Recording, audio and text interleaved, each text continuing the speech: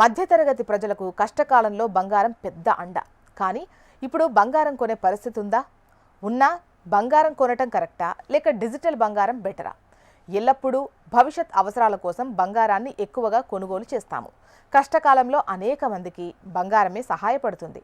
గత కొద్ది రోజుల క్రితం డిజిటల్ బంగారం గురించి securities and exchange board of India SEBI ఒక ముఖ్యమైన ప్రకటన రిలీజ్ చేసింది.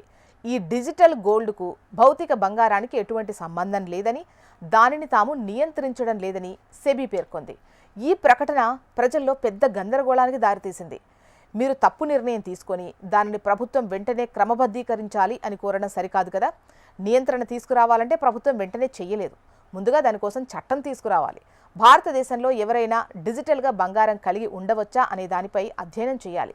దీనికోసం పూర్వం ఉన్న బంగారం చట్టాన్ని మొదట పరిశీలించాలి. దీని తర్వాత ఏ సంస్థ దీన్ని నియంత్రించాలి అంటే రెగ్యులేట్ చేయాలి అనేది నిర్ణయించాలి.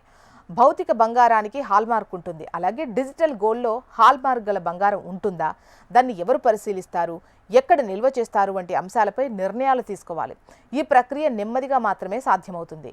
ఇక చాలామంది ప్రజలు ఇప్పటికే డిజిటల్ గోల్డ్లో పెట్టుబడి పెట్టారు. అందువల్ల ప్రభుత్వం 2 పనుల్లో ఒకటి చేయొచ్చు. మొదటిది, అన్ని డిజిటల్ గోల్డ్ కంపెనీలు 60 రోజుల్లో ప్రజల నుంచి తీసుకున్న డబ్బును తిరిగి ఇవ్వాలని ఆదేశించవచ్చు. లేదా దీనికి సంబంధించి చట్టాన్ని ఆమోదించి రెగ్యులేషన్ తీసుకురావచ్చు. అయితే సెబీ హెచ్చరించిన తర్వాత కూడా చాలామంది డిజిటల్ బంగారం కొనుగోలు చేశారు.